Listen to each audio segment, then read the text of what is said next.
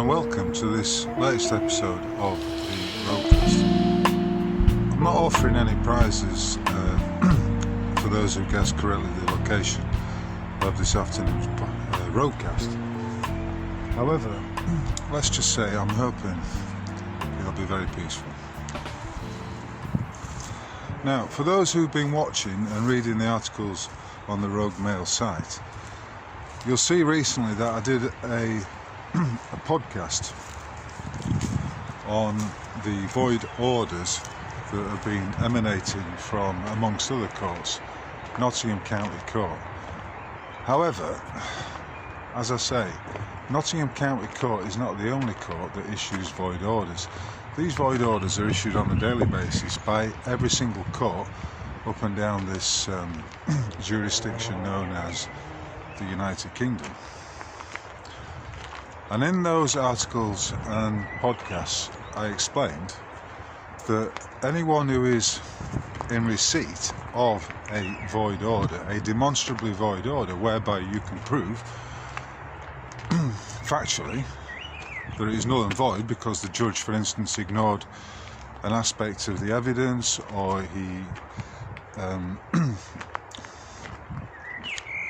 he acted in contradiction of a judicial principle, or he ignored any aspect of it at all, leading to him misformulating his order, you can have it sent aside. And whilst, as Lord Denning states, there is no need to have a void order set aside, in this day and age I see no harm with making an application on an N244 accompanied by your affidavit of the truth, listing the details as to why and how that void order should be set aside by the court, which under CPR 31(7) has the ability, shall we say, or the discretion to set aside any order that is manifestly in error.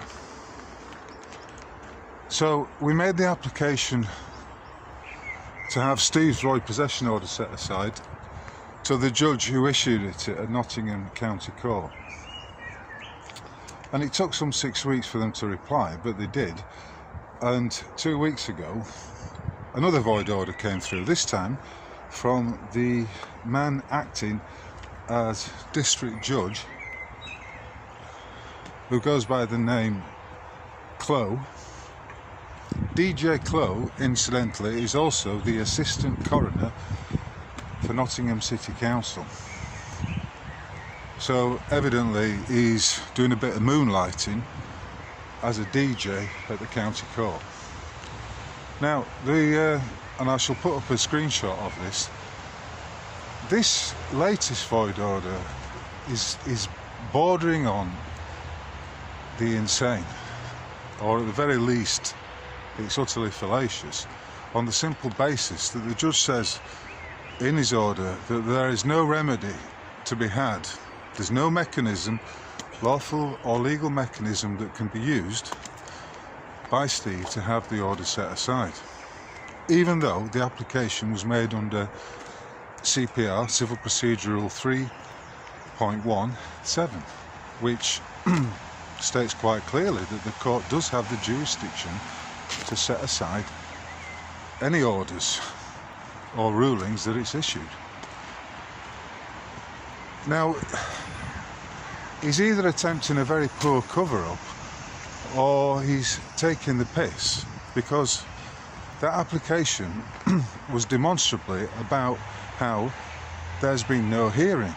Steve has not had a fair hearing on the simple basis that he is deaf and has been unable to hear anything, and therefore unable to take part in any meaningful sense in any of the previous so-called hearings that are alleged to have taken place, but which factually have not.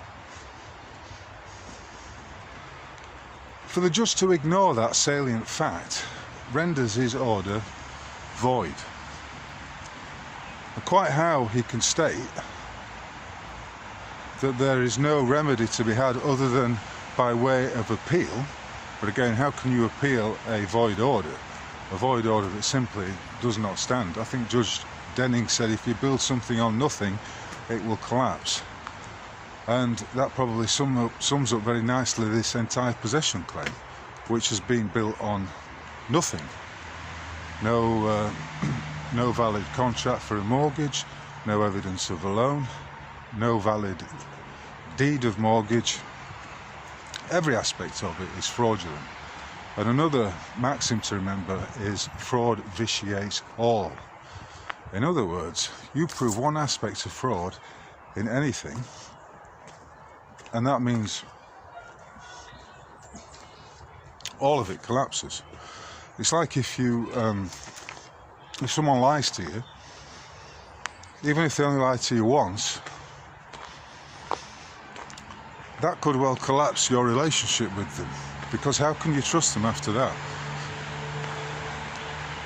Someone once told me that she had periodically lied to me, systemically lied to me, at which point I knew it was over, because, simply put, nothing can be built on nothing. Something which is built on nothing will collapse, and inevitably that relationship collapsed. And it's the same principle here.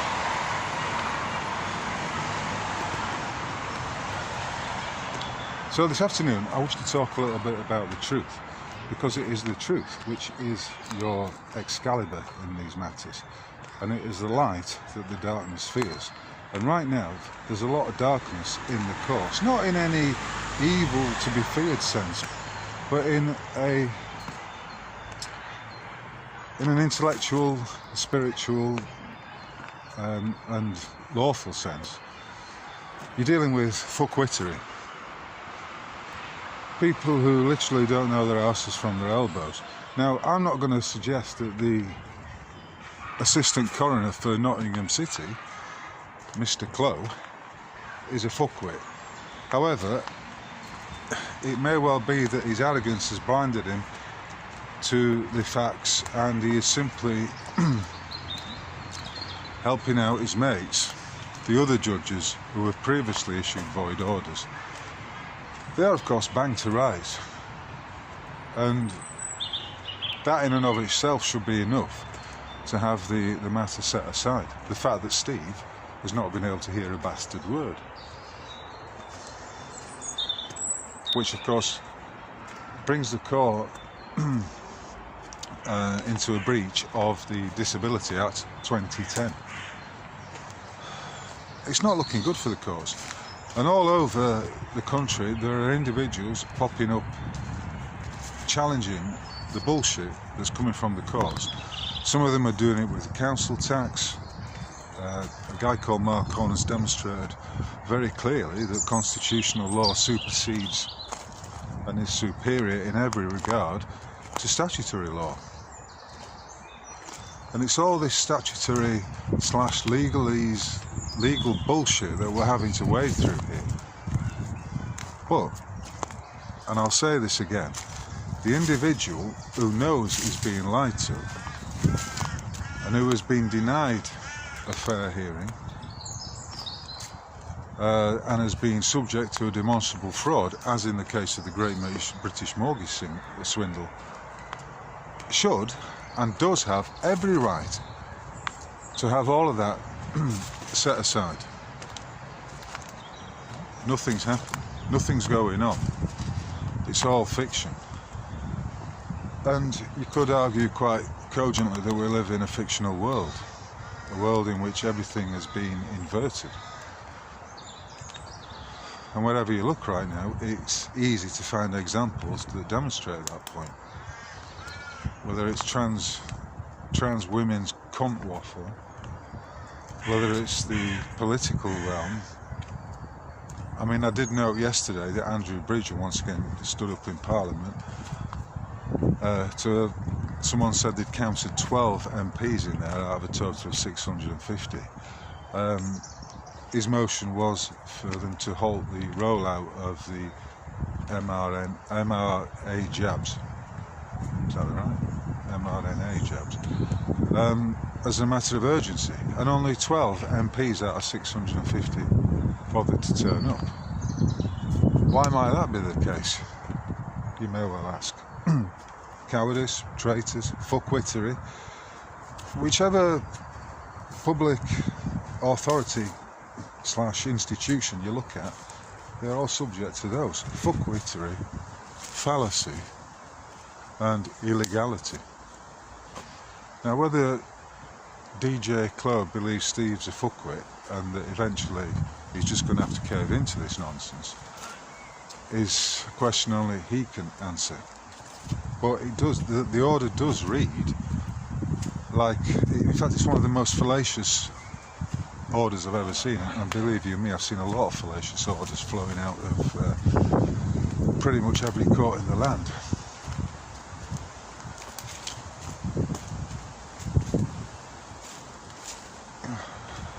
But this is what I'm saying about the truth. The truth is the single most potent weapon you have against these logical fallacies that the courts are indulging in. Quite how he can claim that there is no procedure for the court to set aside one of its own void orders and that the defendant should go to appeal is beyond my capacity and anyone else who's able to apply a bit of reason to the matter. It's beyond their understanding, because of course it just doesn't make sense. So that would be my first point. You said you if you've been subject to one of these, you make it perfectly clear to all the parties involved as to how and why it's a void order, and you do not have to comply with any such void order. But the important thing is to send it back along with an accompanying notice. At the minimum, send it back along with an accompanying notice of void order. If you're able to, though, I would suggest making the application on an N244, which is the standard application form that the courts use. Accompany that with your affidavit of the truth, detailing the facts of the matter, and get it filed in the court. They don't fucking like it. There'll be meltdowns, and there'll be, as we've seen here, the logical fallacies will result, as an which to me is a clear sign of their desperation and their woeful attempts to cover it up. And from that point on, tell them that you're not prepared to accept any more of these void orders, and if they continue to issue them, then you will send them back refused for cause, on the basis that nothing can come from the void in a legal and lawful sense. So it's all utter nonsense, but the only weapon we have is the truth. And right now there's an awful lot of people who are calling out this bullshit, whether it's over the Great British Mortgage Swindle, whether it's over council tax, whether it's over the chemtrailing, or whether it's over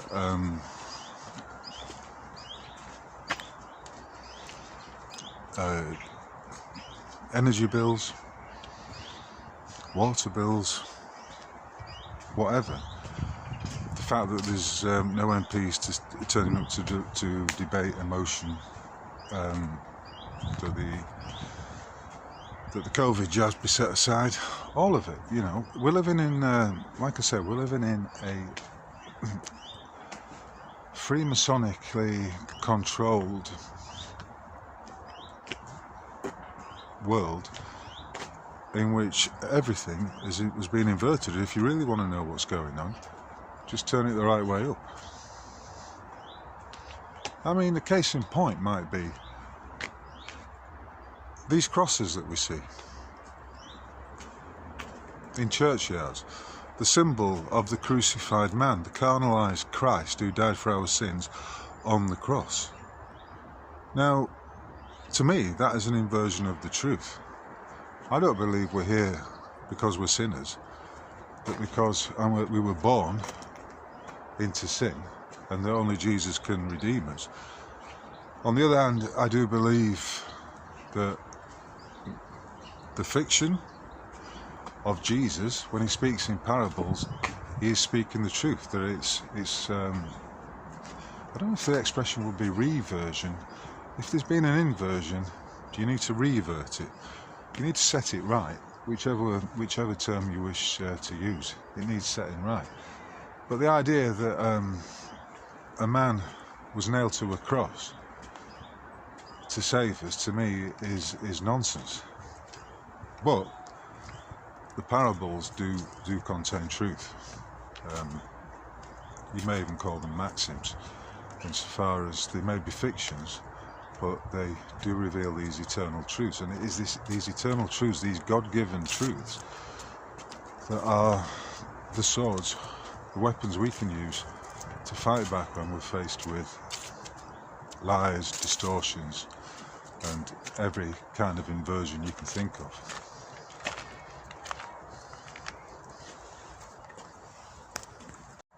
How do all these lies, inversions, untruths, these forces of darkness connect with where I am this afternoon?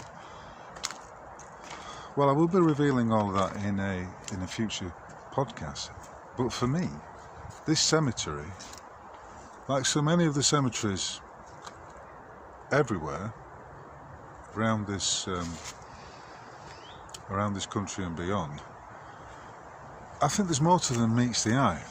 This one, the Rock Cemetery, Nottingham, was, if you believe the official narrative, opened in 1868.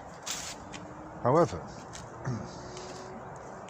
some people are of the view that cemeteries are in fact splendid ways to cover up hidden and awkward, out-of-place artifacts that don't fit into the official narrative, into the official timeline.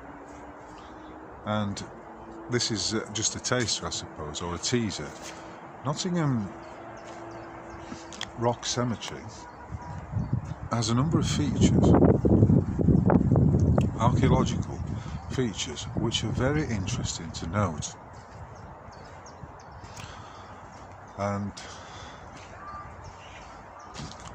I will be going into some detail about this and showing some fine examples of exactly what I'm talking about. In other words, and in the simplest of terms, there's more to this than meets the eye. And there's always more to everything than meets the eye. When you take on and stand your ground against these forces of the demiurge, these dark, licensed lackeys, lickspittles of international Jewry or international Freemasonry, which, as far as I'm concerned, are not necessarily distinct, then what do you have? Well, you have your armour, and your armour is the truth. And the Word of God, the Logos, is the truth. That's all you need to rely upon. So I'm urging you to stand your ground. In the last RogueCast, I visited Matt's house in Spondon, which was subject to a criminal possession at the behest of the licensed lenders known as NatWest, and how under common law, under the ancient rights, the ancient laws of these lands, he had every right to full restitution. He had every right to take it back, and that was exactly what happened. And when the police turned up, there was fuck all they could do about it, because, you know, the facts of the matter are the facts of the matter. And if someone's stolen property of yours, you've got every right to take it back, whether it's a bicycle, a purse, or, as was the case here, a house. Especially when you've got evidence of a fraud having taken place. And in every case of the Great British Mortgage Swindle, you've got evidence of that fraud seeping out of every orifice. And you just prove one aspect of that vitiates the entire law. So in this case, the Great British Mortgage Swindle, if you can demonstrate by way of your affirmation and your affidavit, your expression of the truth, that the deed of mortgage at the time you signed it was completely unlawful, because you were not the owner of the property at the time in question, and therefore had no right to sign a mortgage deed granting a charge over a property that you didn't own at the time, then that in and of itself is enough to bring the whole house of cards down. That, and I'm trying to express it here, that is the power of truth, and that's what people need to realise, especially in these times of criminal inversion, in these times of deep criminality. I mean, speaking of criminality, one of the reasons I haven't done so many podcasts recently is that I've been waiting for clear weather. When I say clear weather, I mean some sunshine would be nice, but of course no wind. And I reckon since at least October of last year, we've been living through a climate that's been intensely modified, geo-engineered into what we're experiencing right now. Massive gridlocks of chemtrails across the skies in the morning. All the blue subsequently disappears, and the whole lot is left with a massive layer of grey cloud, which in the evening inevitably brings, or the late afternoon, inevitably brings rain. Now, if you say that's all bullshit, just think back to how it was 4 years ago when the whole COVID bollocks psyop was set into play. It started in March, and we had weeks and weeks of glorious cloudless skies. Yet since then, the weather's been inclement, to put it mildly. Inclement. Yeah. If you see behind me here, there is a, I don't know what you call it, a sunken garden. And this is what I was talking about in regard to the hidden history, and in this case the literal cover-up of our ancient history here, not only here, but here particularly on the Isles of Britain.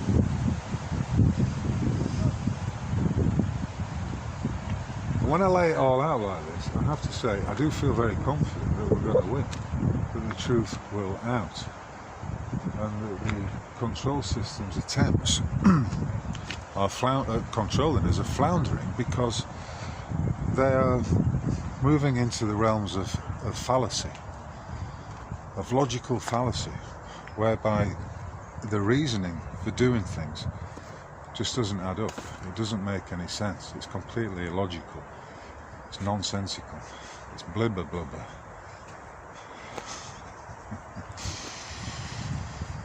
Blibber blubber. So, stand true. Stand under the facts of the matter. And don't be persuaded by anyone who is claiming to have authority over you. Because in this case, and remember now, in Steve's case, we are probably onto the 6th or 7th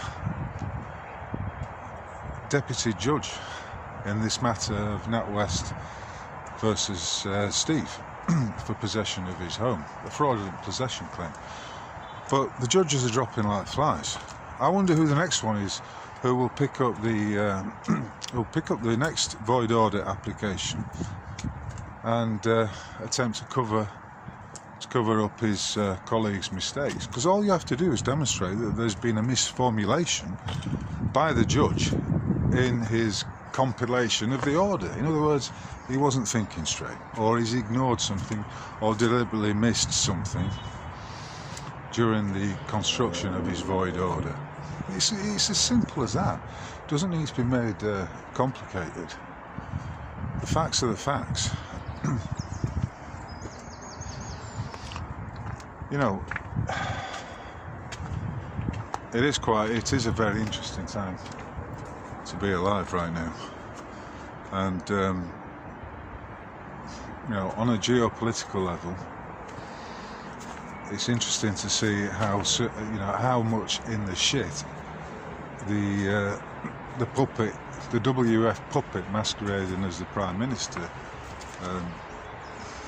Rishi Sunak is right now.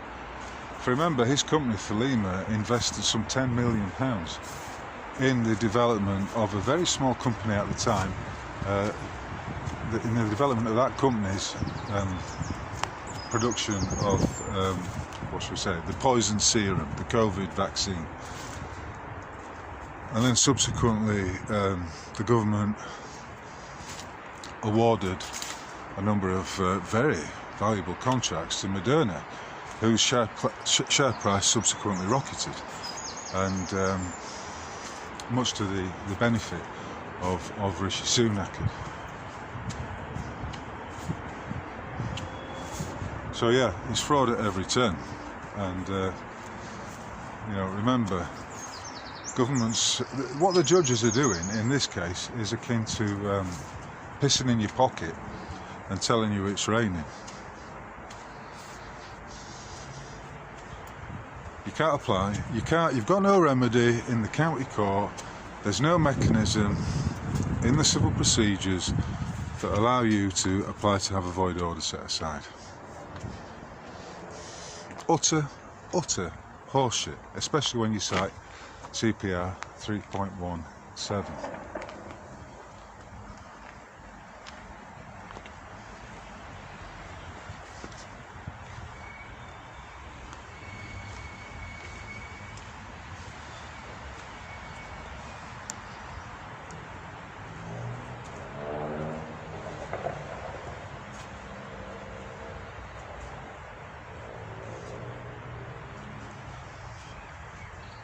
I mean, some people would have you believe that these are tunnels that have been carved out of the sandstone, that this entire place was nothing more than a sandpit or a quarry. But a little bit of scratching at the surface, a little bit of digging soon reveals that that is not entirely the case. In fact, that may not be the case at all. Which again is exactly what's going on with these court cases. Your rights as a sovereign individual under the ancient laws of these lands are sacrosanct. And remember, no one can come between a man and his creator. In other words, you're under natural law. That's all you stand under. And all these fuckers in the courts acting as judges or assistant coroners, as far as I'm concerned, are all in league with the demiurge, the false god of this earth, Satan, you might want to call him. And I'm not having any of it, and I suggest you shouldn't have any of it either. And a lot of people are indeed saying fuck off, I'm not having any of it.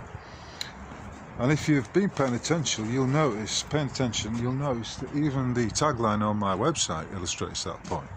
Do no harm, take no shit. And I think if there's one thing I'd like to leave you with this afternoon, it's that maxim. Do no harm, take no shit.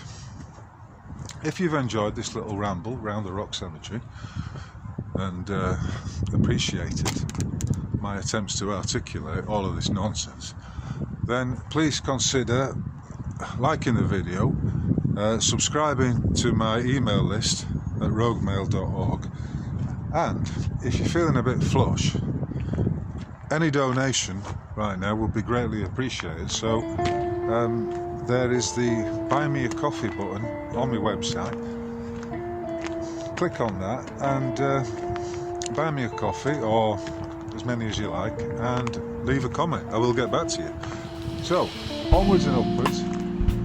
Spring's on the way, even if we haven't quite got the blue skies, even if we are living under a chemtrail sky. And let's crack on. Let's bring this house of cards down. Cheers.